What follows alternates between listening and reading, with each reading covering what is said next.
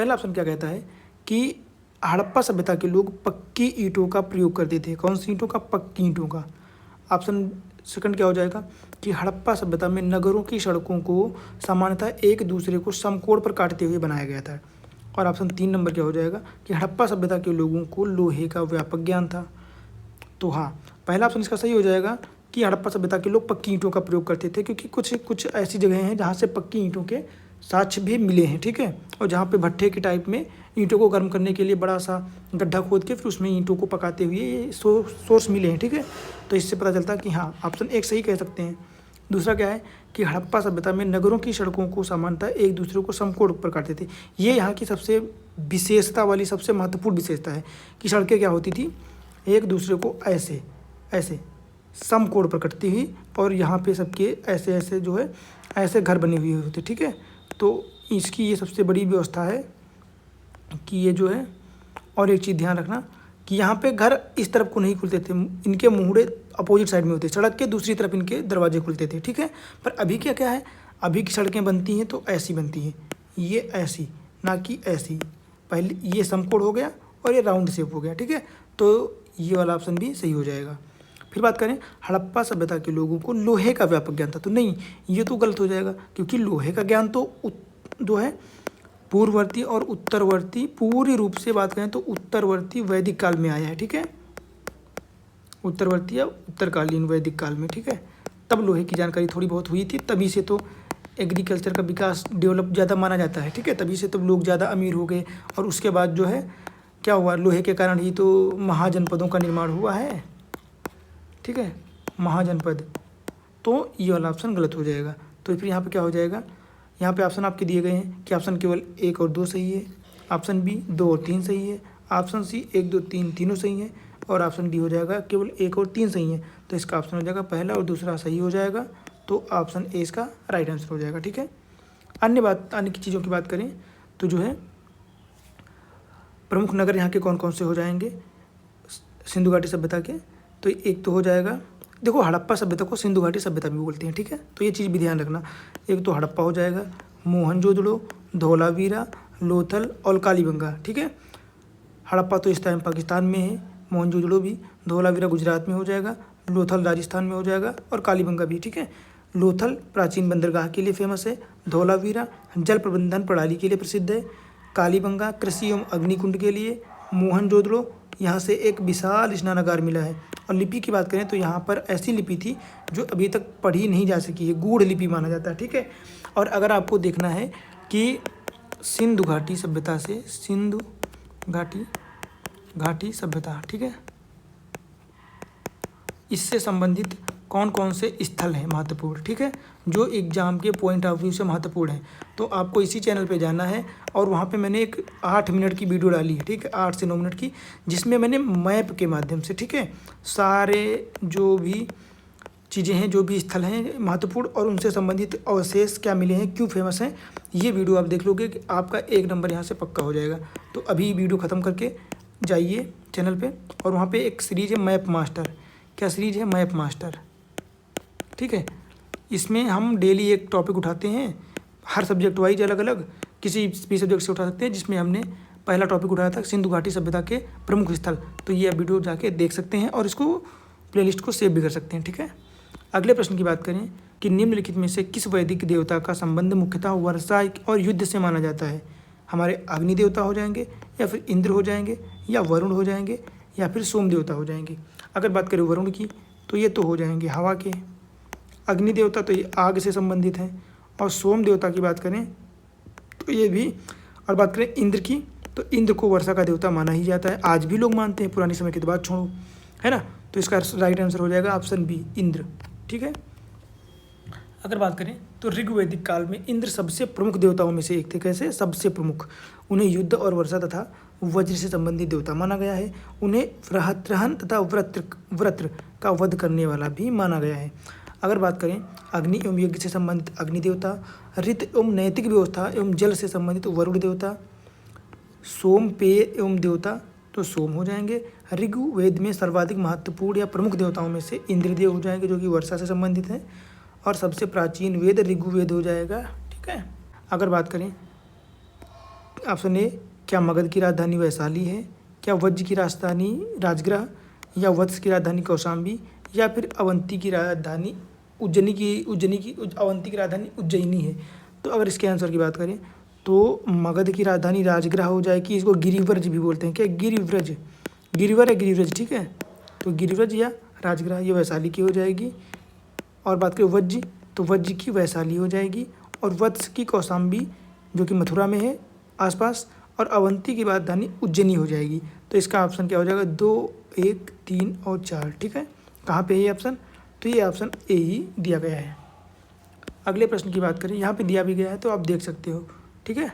अगर बात करें मगध के प्रमुख शासक कौन थे, तो मगध वंश पर सबसे पहले बिंबिसार, फिर अजातशत्रु, फिर महापद्मानंद आते हैं। इनमें से ये सारे लोगों ने शासन किया है वहाँ पे, ठीक है। अगर बात करें महाजनपद, तो महाजनपदों की संख्या 16 थी। मगध की राजधानी जो कि प्रारंभिक महाजनपद था और उसकी पहली राजधानी राजगृह थी, ठीक है। बाद में पाटलिपुत्र बनी थी। वत्स की राजधानी कौशाम्बी और अवंती की राजधानी उज्जैनी या महिष्मती माना जाता है, क्या उज्जैनी या महिष्मती, ठीक है। अगले प्रश्न की बात करते हैं, तो निम्नलिखित में से किस शासक ने धम्म के प्रचार के शिलालेखों का जो है व्यापक प्रयोग किया है, तो ये हो जाएंगे अपने अशोक साहब, ठीक है। ये तो सबको ही पता है, ठीक है। तो ये अशोक हो जाएंगे जो कि गुप्त साम्राज्य मौर्य साम्राज्य से संबंधित है, ठीक है, मौर्य साम्राज्य से। देख लेते हैं इनका व्यापक। बात करें मौर्य सम्राट अशोक ने कलिंग युद्ध के बाद, ठीक है, कलिंग युद्ध किया, फिर इनका हृदय परिवर्तन हुआ, तब इन्होंने धम्म की नीति को जो है सबसे ज़्यादा महत्व दिया और उसने अपने विचारों एवं प्रशासनिक संदेशों को शिलालेखों एवं स्तंभ लेखों के माध्यम से जनता को पहुंचाया है। अगर बात करें यहाँ पे आप लोगों को ये जानना हो कि अशोक से संबंधित कौन कौन से शिलालेख हैं, शिलालेख, स्तंभ लेख या फिर एक होता है मेजर रॉक एडिक्ट्स, ठीक है, चट्टान वाले रॉक एडिक्ट्स।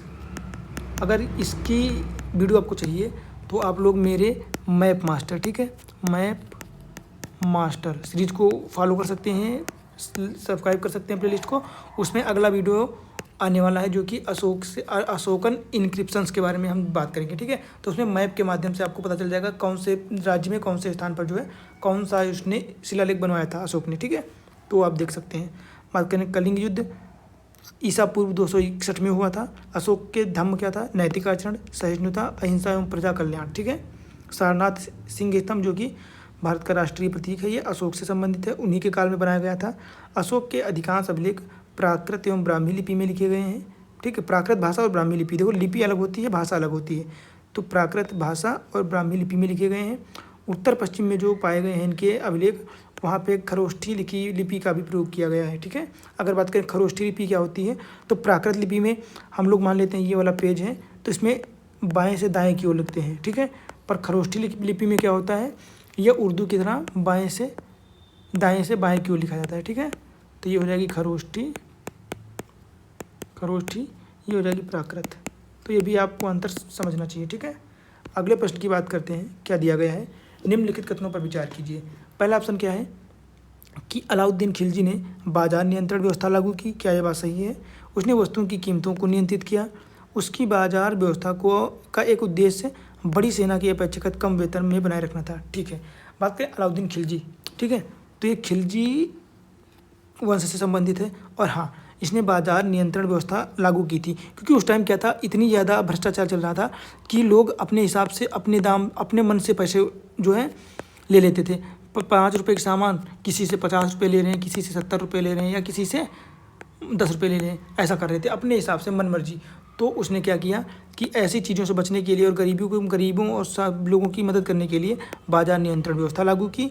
और बाजार नियंत्रण व्यवस्था तथा उसने कीमतों को नियंत्रित किया। और उसने नियंत्रित कैसे किया कि बोल दिया कि अगर आलू है तो 1 kg आलू का प्राइस 25 रुपये अगर है तो 25 रुपये ही बिकेगा। अगर इसको आपने 28 रुपये का बेचने की कोशिश की और उसको पता लगा तो उसको सज़ा दी जाएगी, ठीक है।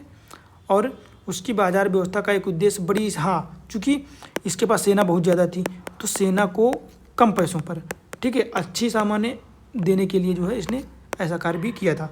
तो इस हिसाब से इसके तीनों ऑप्शन सही हो जाएंगे, ठीक है। अगर बात करें यहाँ पे तो बाकी चीज़ें भी लिखी हैं कि अलाउद्दीन खिलजी ने दिल्ली में कठोर बाजार नियंत्रण व्यवस्था लागू की थी। कहाँ में? दिल्ली में। अनाज, कपड़े, घोड़े आदि की कीमतें निर्धारित की और कम कीमतों के कारण सुल्तान अपेक्षाकृत कम वेतन में बड़ी सेनाएं रख पाता था। ठीक है। अगर बात करें इसके द्वारा बनाई गई कौन कौन सी व्यवस्थाएं थी, तो इसने दीवान ए रियासत, ठीक है, दीवान ए रियासत नामक पद का निर्माण किया। ये क्या करता था? बाजार नियंत्रण से संबंधित था। सहना ए मंडी, इसने बाजार अधिकारी नियुक्त किया था। और जासूस व्यवस्था मजबूत की तथा सेना को सस्ता सामान उपलब्ध कराने के लिए जो है ये सारी व्यवस्थाएं करी थी उसने। ठीक है। अगले प्रश्न की बात करें तो हो जाएगा कि निम्नलिखित घटनाओं को कालानुक्रम में व्यवस्थित कीजिए। कालानुक्रम मतलब कि कौन सबसे पहले घटी और कौन सबसे लास्ट में। अगर बात करें इसमें प्लासी का युद्ध, तो प्लासी का युद्ध हो जाएगा हमारा 1757। और बक्सर की बात करें तो ये हो जाएगा हमारा 1764। स्थायी बंदोबस्त की बात करें तो ये हो जाएगा 1792 और 93। ठीक है। फिर बात करें रेगुलेटिंग एक्ट तो ये हो जाएगा 1773। ठीक है। तो कालक्रम की बात करें तो सबसे पहले 1 आएगा, फिर 2 आएगा, फिर 4 आएगा और फिर 3 आएगा। तो 1 2 4 3, 1 2 4 3 कोई ऑप्शन है इसमें? नहीं। तो इसमें देखो ये शायद गलत टाइप हो गया है, तो यहाँ पे आपको ऑप्शन क्या बनाना है? 1 4 3 2, इसमें से किसी पे टिक नहीं कर देना है। आपको अपने ऊपर भरोसा रखना है कि हाँ आप सही हो। जरूरी नहीं है कि यहाँ पे ऑप्शन लिखे हैं तो नहीं ये ऑप्शन ही कोई किसी भी टिक कर दो, ये गलत हो सकता है। नहीं, ये आपको ध्यान रखना। ठीक है। 1 4 2 3 नहीं, 1 2 4 3। आप लोग बता भी नहीं रहे हो कमेंट में कि कौन सा गलत है। देखो 1 2 4 3 हो जाएगा। ठीक है। 1757, 1764, 1773, फिर 1793। ठीक है। तो ये चीज़ ध्यान रखना। बाकी यहाँ पे दिया भी गया है, आप देख सकते हैं। ठीक है। यहाँ भी गलत लिखा है, यहाँ पे हो जाएगा 1 2 4 3। ठीक है। अगले प्रश्न की बात करें तो हो जाएगा हमारा भारतीय राष्ट्रीय कांग्रेस के संदर्भ में निम्नलिखित कथनों पर विचार कीजिए कि कौन सा जो है अधिवेशन कहाँ पे हुआ था। अगर बात करें क्या पहला अधिवेशन 1885 जो कि बम्बई में हुआ था, ये पहला अधिवेशन था, या फिर 1907 का सूरत अधिवेशन नरम दल एवं गरम दल का विभाजन किया, या फिर 1916 का लखनऊ पैक्ट, या फिर 1929 में लाहौर। तो हाँ, इसमें सारों से ही बात करें भारतीय राष्ट्रीय कांग्रेस मतलब INC, इंडियन नेशनल काउंसिल, ठीक है, कांग्रेस, इसकी स्थापना 1885 में हुई थी, ग्वालियर टैंक बम्बई में। ठीक है। बात करें नरम और गरम दल का विभाजन हो जाता है विचार करने पर कि किस विचार पे जो है किसको फॉलो करना है, तो इसको सूरत फूट भी बोलते हैं। क्या बोलते हैं इसको? सूरत विभाजन भी बोल देते हैं और सूरत फूट भी बोल देते हैं। ठीक है। यहाँ पे विभाजन हो जाता है गरम दल और नरम दल में कांग्रेस में। फिर 1916 लखनऊ पैक्ट बोलते हैं इसको, और इसको क्या बोलते हैं? इसको कांग्रेस मुस्लिम, ठीक है, कांग्रेस मुस्लिम लीग समझौता भी बोलते हैं। ठीक है। ये भी ध्यान रखना, क्योंकि इसमें क्या होता है कि लखनऊ पैक्ट के दौरान ही जो ये 1907 में सूरत फूट हुई थी, इसमें गरम दल और नरम दल आकर मिल जाते हैं, और साथ में ही भारतीय राष्ट्रीय कांग्रेस और मुस्लिम लीग ये दोनों आके मिल जाते हैं। तो ये भी ध्यान रखना। ठीक है। और 1929 लाहौर में हमने पूर्ण स्वराज्य का लक्ष्य घोषित किया था। ठीक है। तो ये क्या हो जाएगा? 1 2 3 4, पहला ऑप्शन ही सही हो जाएगा कि चारों आपस में सही दी हुई हैं। ठीक है। तो अगले प्रश्न की बात करें अगर, तो हमारा अगला प्रश्न क्या हो जाएगा? ये यहाँ पे दिया है, आप देख सकते हो। ठीक है। महात्मा गांधी के निम्नलिखित आंदोलनों को कालानुक्रमित कीजिए। इसमें से कहने का मतलब है कि कौन सा आंदोलन कब किया था महात्मा गांधी ने। अगर बात करें महात्मा गांधी का पहला आंदोलन कब था, तो ये चंपारण सत्याग्रह जो कि बिहार में था। कहाँ पे था? बिहार में। तो ये 1917 में हो जाएगा। ठीक है। फिर खेड़ा सत्याग्रह की बात करें तो ये 1900 कब होता है? ये होता है 1918, जो कि कहाँ पे होता है? गुजरात में। ठीक है, गुजरात। फिर अहमदाबाद मिल हड़ताल, ये भी 1918 में ही होती है, और ये भी गुजरात में ही होती है। बात करें असहयोग आंदोलन तो ये 1920 में स्टार्ट होता है। ठीक है। तो आप देख सकते हैं कि सबसे पहले चंपारण सत्याग्रह 1917, पर यहाँ पे ये दोनों सेम ईयर में है। आपको ध्यान रखना है कि अहमदाबाद मिल आंदोलन नंबर 2 पे हुआ था। ठीक है। फिर नंबर 3 पे ये हो जाएगा, और फिर ये नंबर 4 पे हो जाएगा। तो हो जाएगा, क्या हो जाएगा? 1 3 2 4। ठीक है। 1 3 2 4, जो कि ऑप्शन ए सही है यहाँ पे। ये चीज़ ध्यान रखना। ठीक है। बाकी डिटेल यहाँ पे लिखी हुई है, आप देख भी सकते हो। ठीक है। अगर बात करें चंपारण सत्याग्रह में गांधी ने नील खेती से संबंधित किसानों की समस्या को जो है हल किया था, और अहमदाबाद में मिल मजदूरों के वेतन से संबंधित विवाद था। खेड़ा की बात करें तो यहाँ पर किसानों ने लगान से राहत मांग की थी महात्मा गांधी से। ठीक है, अगले प्रश्न की बात करें तो क्या हो जाएगा कि भारत छोड़ो आंदोलन के संदर्भ में जो है निम्नलिखित कथनों पर विचार करना है। क्या विचार करना है कि क्या भारत छोड़ो प्रस्ताव अगस्त 1942 में पारित हुआ? क्या इसका प्रसिद्ध नारा करो या मरो था? अरोड़ा आसफ अली ने ग्वालिया टैंक मैदान में राष्ट्रीय ध्वज फहराया और आंदोलन के समय भारत के वायसराय लॉर्ड माउंटबेटन थे। तो देख लेते हैं। अगर बात करें इसका पहला ऑप्शन क्या है कि भारत छोड़ो आंदोलन अगस्त 1942 को स्टार्ट हुआ, तो हाँ सही बात है। ये 8 अगस्त 1942 को स्टार्ट हुआ था। कब स्टार्ट हुआ था? 8 अगस्त 1942। ठीक है, अगर बात करें इसका प्रसिद्ध नारा तो ये करो और मरो था। हाँ, क्यों कहा करो या मरो था? क्योंकि इन्होंने बोला कि हमने असहयोग आंदोलन, सविनय अवज्ञा आंदोलन, इतने आंदोलन कर लिए, कोई फ़ायदा नहीं हो रहा है, अब लास्ट चांस है, करो या मरो, या फिर स्वतंत्रता प्राप्त करो या फिर खुद को झोंक दो अंग्रेजों के सामने। ठीक है, और ये गान कहा जाता है किसने दिया था? तो ये महात्मा गांधी का नारा था। ठीक है, ये भी ध्यान रखना। अगला क्या हो जाएगा कि अरोड़ा आसफ अली ने ग्वालियर टैंक के मैदान में राष्ट्रीय ध्वज फहराया था। हाँ, ये असहयोग जो भारत छोड़ो आंदोलन था 1942 का, उसके दौरान ही कार्य किया गया था। फिर बात करते हैं कि आंदोलन के समय भारत के वायसराय लॉर्ड माउंटबेटन थे। तो नहीं, ये तो बहुत बाद में आए थे। यहाँ पे उस टाइम कौन थे? लॉर्ड लिनलिथगो थे। कौन थे? Lord Linlithgow. ठीक है, तो यहाँ पे ऑप्शन क्या हो जाएगा? ऑप्शन 1, 2 और 3 सही हो जाएगा, ऑप्शन बी। अगले प्रश्न की बात करें तो अगला प्रश्न क्या हो जाएगा? यहाँ पे देखो ये सारी चीज़ें लिखी हुई हैं, आप ये पढ़ सकते हो। ठीक है, अगले प्रश्न की बात करें कि निम्नलिखित में से किस मुगल शासक ने मनसबदारी व्यवस्था को स्टार्ट किया था? देखो, सबसे पहले आपको जानना पड़ेगा कि मनसबदारी होती क्या है।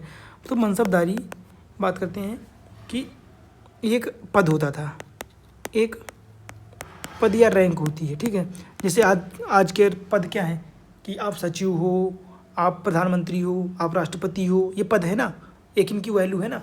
तो इसी प्रकार उस टाइम भी राजा क्या है, अपने अधीन एक मनसब रखता था। ठीक, मनसब एक पद दे देता कि तुम इस क्षेत्र से संबंधित इस कार्य को करोगे और इस डिपार्टमेंट के हेड होगे। ठीक है, तो वो एक मनसब या पद था।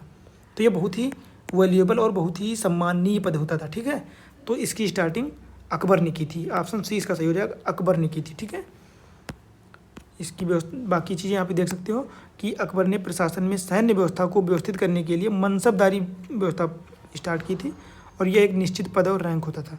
ठीक है, बाद में जहांगीर ने जात और सवार, ठीक है, जात और सवार के अतिरिक्त दाग और चेहरा व्यवस्था को भी स्टार्ट किया था। दाग और चेहरा में क्या था कि अपना हुलिया लिखाना होता था। क्या? हुलिया। इससे क्या होता था कि सामने वाले की पहचान करना आसान हो जाता था। जात और सवार की 3 रैंक होती थी।